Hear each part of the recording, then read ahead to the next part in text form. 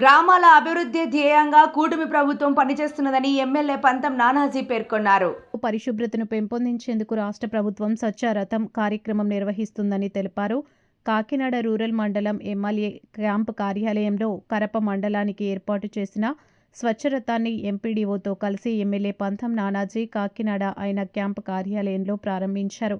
ఈ సందర్భంగా ఎమ్మెల్యే మాట్లాడుతూ రాష్ట్రానికి గ్రామాలే పట్టుకొమ్ములని, గ్రామాలను అభివృద్ధి చేసేందుకు కృషి చేయడం జరుగుతుందని, దీనికి ఎమ్మెల్యేగా నా వంతు కృషి ముఖ్యమంత్రి చంద్రబాబు నాయుడు, ఉప ముఖ్యమంత్రి పవన్ కళ్యాణ్ల పిలుపుతో ముందుకు వెళ్తున్నామని తెలిపారు. ఈ కార్యక్రమంలో కడప మండల జనసేన అధ్యక్షుడు మురళి, జనసేన నాయకులు, జన సైనికులు తదితరులు పాల్గొన్నారు.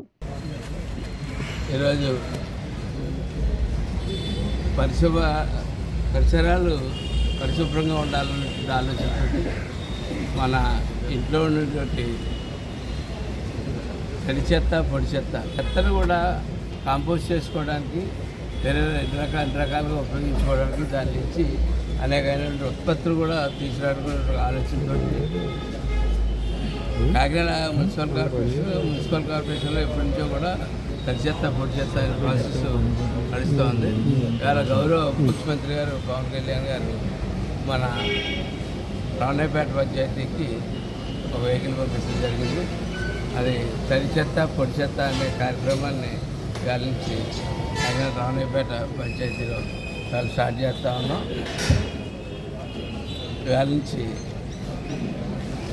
ఒక పర్టికులర్ టైమింగ్స్లో ఈ రథం ఏదైతే ఉందో దీంట్లో తడి చెత్త, పొడి చెత్త దీన్ని ప్రతి చోటుగా వస్తుంది.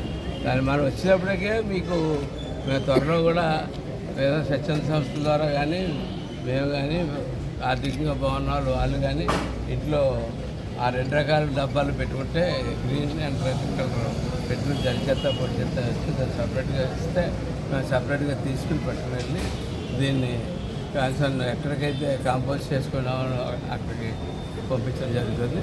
దానివల్ల ఏమవుతుందంటే మీకు వ్యర్థాలు ఆ కాలంలో కలిసిపోయి కాలంలో ఇదైపోయి కాలువలు బ్లాక్ అయిపోయి మీ చుట్టుపక్కల దుర్వాసన వచ్చి ఆ చుట్టుపక్కల ఏం లేకుండా ఉండడానికి ఈ కార్యక్రమం చేపట్టడం జరిగింది.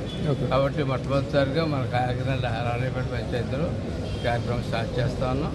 దశల వారీగా మొత్తం పంచాయతీలన్నింటిలోని మేజర్ పంచాయతీలన్నింటిలోని ఈ కార్యక్రమం స్టార్ట్ చేస్తాం.